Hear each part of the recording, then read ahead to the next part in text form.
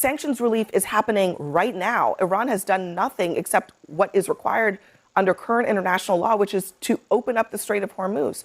So even by Trump's own standards, I don't see how this deal measures up. Well, not only that, it's just they're not going to be able, the conservative position is never going to be able to outrun the reason the deal was torn up in the first place. It's because of an inherent jealousy of Barack Obama, since the president is insecure.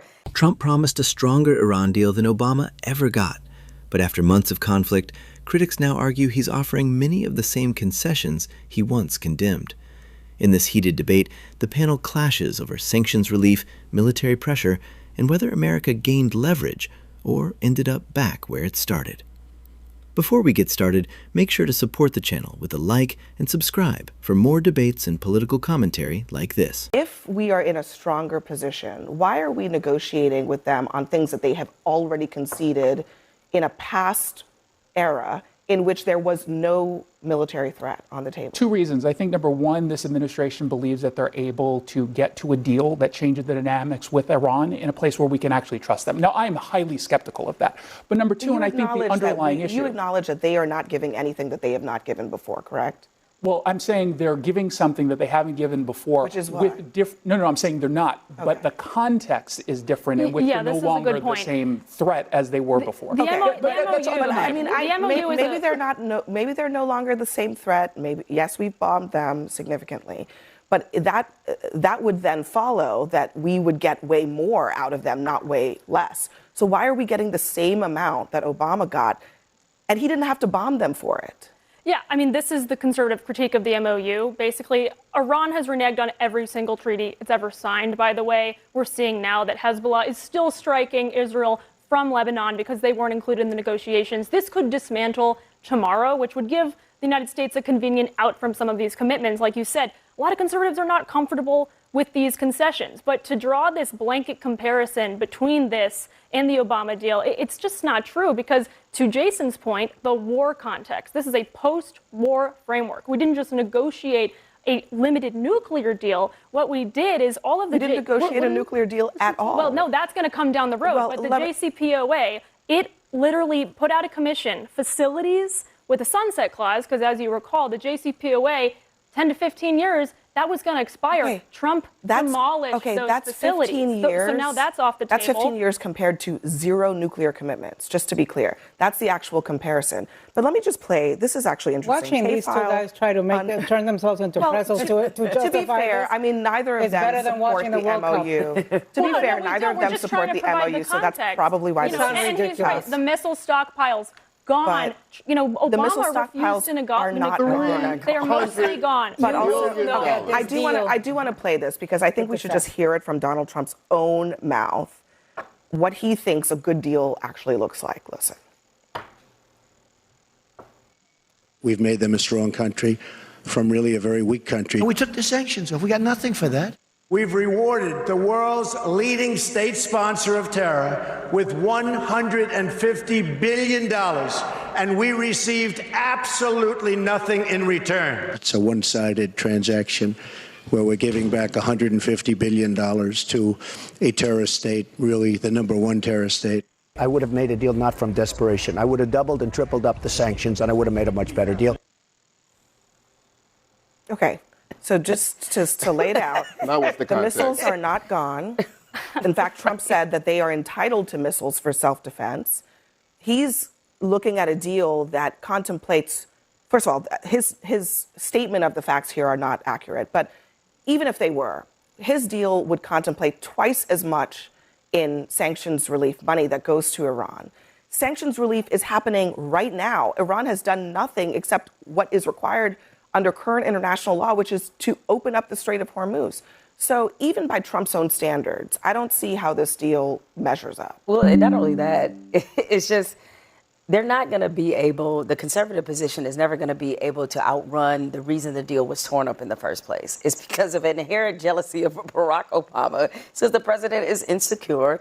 And he did something that actually moved all of this backwards because of his own level of insecurity and hatred of the president that was before him. And that is We are never going to be able to. We're never going to be able to get up under that. Listen, But I think a lot of the criticism right now against Donald Trump is driven by the fact that the critics hate him as well, and so they're unwilling to look at this. We end up seeing in 60 days. There's plenty of Republicans who have been very supportive of Trump, including people like, for example, Senator Roger Wicker, who is half dead, and he woke up from his coma to say this deal sucks. I mean, have you seen him lately? People like Lindsey Graham. All right. There is nothing that just to be fair. that Donald Trump does that Lindsey Graham doesn't like, and he's been critical of this. People in the in the right-wing blogosphere who have been very supportive, and I admire that. I admire that they are standing on principle and calling a spade a spade. I mean, not only are we giving them exponentially more money, not only are we lifting sanctions, but now Iran knows that they can close the Strait of Hormuz and bring us. Iran also knows that we can strike them militarily, which the Obama administration was unwilling to do. We did strike them militarily. And you know what they know? They know that they can survive it. Correct. Look at you. So you're arguing that the economic situation right now in Iran is somehow better than it was. I'm saying that they can survive. But the thing is, they're fighting a different war. But that is a That's the piece thing. of this We're fighting a different war than they are. They know that the war here is unpopular. They know here the war is unpopular. They know that people here are looking at gas prices. That's they true. are willing. And the elections are 4 months away. And the elections are 4 months. They know all of these things. Those are huge leverage points for them. So they don't care about their own personal suffering. I was just going to say, I think it's worth pointing out, all of that understood, that all of these proxies of Iran, the Houthis, Hezbollah, Hamas, Iran, or Israel and the United States have greatly degraded them. And they were attacking U.S. bases, U.S. soldiers, killing them. We were at war with Iran for a very long time. When Donald Trump reinstated the sanctions on Iran, he said out of his own mouth he was doing so to deny them the capacity to, what does he say? Deny them the funds they need to advance its bloody agenda, which is basically to fund the very same groups that you just described. Now we're allowing them, we're lifting those sanctions that he reinstated onto them. What do you think that money is going to go? What do you think it's going to do? I think you're correct that if it does end up in their coffers, in this very limited point, I think if it does go to their coffers, that, it's going to fund the world's biggest sponsor of terror, as it has historically. I don't think this MOU is going to stick. I don't think it is. So then it's. So then what's going to happen? The point is to get to the 60 days and actually get something done. You bring up an important point in all of this. Deal. Wait, hold on. You guys are not, just to be clear, you guys are not making the same point. She's saying the MOU is not going to last. You're saying that it will, and that No, will I'm get not to a saying deal? that. Okay. No, I'm saying the point of getting the MOU on the table is so you can start these negotiations. It's really what's going to happen in 60 days. And I think we should judge that harshly And then if it's a bad deal. So Iran gives up late. Well, then that's what we figure out. I mean, that's part of the negotiation. I'm saying what happens, let's wish cast into the future. What would happen? What is the scenario if we don't get a deal in 60 days? I could give a just going back recommendation. and bombing? My recommendation, We might go back to the only way to do this is to crush them. Okay. What does crush them mean? What does that mean? He already threatened to wipe out their civilization. So what does crush them mean? No, if he was withholding military force. Okay. We're always withholding because we don't want to destroy the world. So what are you saying? I'm not saying he will, and I'm not saying. What does crush them mean to you? Well, let her respond. You respond. You're not the referee here. One at a time. I want to know what you mean by that. Iran was dangling the one piece of leverage it had, which was the Strait of Hormuz. Okay. Because we were letting them do that. Okay.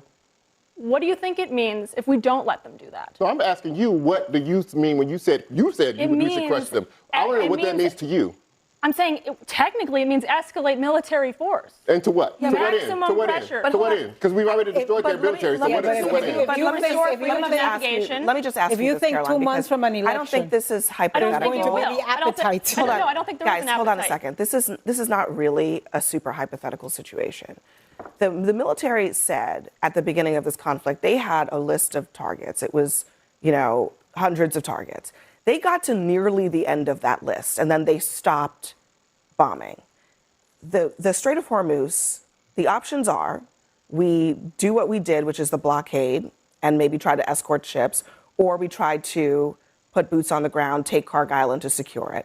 Is that what you're saying we would do? I'm not recommending that. I'm saying that is the only way to actually end this. Like, Is because to- the deal is to was do what? So you Is to recommending- put boots on the no, ground. no, I'm saying to like take there's Kharg really no in Islands. between. Like Well, there really I is need you no to get your in story between. straight, The because only- you first the you other- did say you were recommending it, and now you're saying you're not. So which one is it? No, I'm saying if you want to finalize this and basically Get make it out. it so Come that on, let it come Iran on out is- your mouth.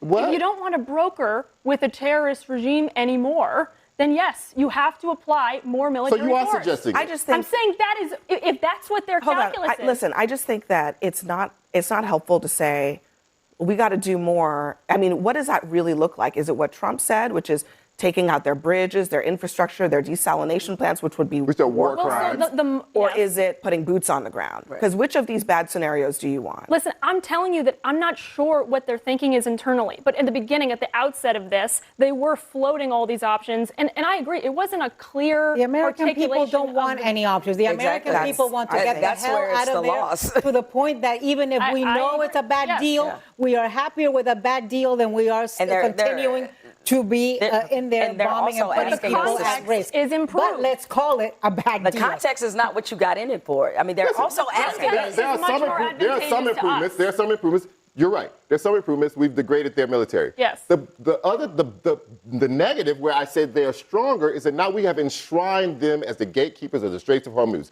They know that they can take it. They know that it imposes a maximum pressure on us and the rest of the world whenever they want to do it. And that was never the case Before until now, midterm. until they proved it during this war. All right, let's leave it there. Next for us, we've got more breaking news tonight. The video ends here, but this debate kept circling back to a question that nobody on the panel could fully answer. If the United States is supposedly in a stronger position today than it was before, why are we negotiating for terms that critics argue look so similar to what was already available years ago? That's really what this conversation was about. Supporters of the current approach argued that the comparison isn't fair because the context has changed. Iran has been weakened, its military capabilities have been degraded, and the pressure campaign altered the balance of power. Their argument is that even if some of the terms look familiar, the circumstances surrounding them are completely different. Critics weren't buying it. Their argument was simple. If you spend years attacking a deal as weak, tear it up, reimpose sanctions, increase pressure,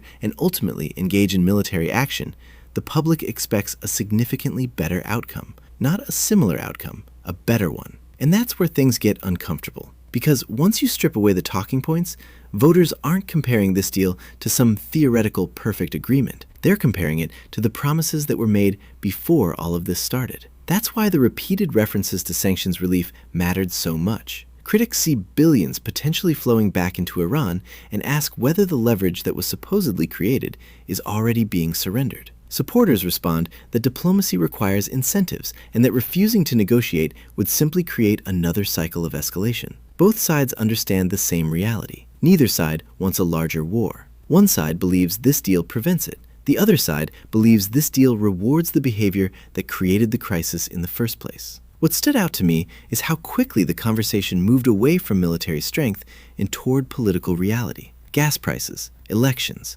public opinion, the Strait of Hormuz. Those aren't side issues. They are the reason these negotiations are happening at all. Foreign policy experts often talk about power. Politicians talk about victories. But governments eventually run into the same wall, public tolerance. A strategy can be militarily effective and politically unsustainable at the same time. And that's the real test here. Not whether one side won this debate, not whether a politician can declare victory, but whether the final result justifies everything that happened to get there. Because if the destination looks familiar, people are inevitably going to ask whether the journey was worth the cost. If you enjoyed the video, make sure to like, subscribe, and let me know your thoughts in the comments. Is this a stronger deal under tougher circumstances, or are we watching the same agreement return under a different name?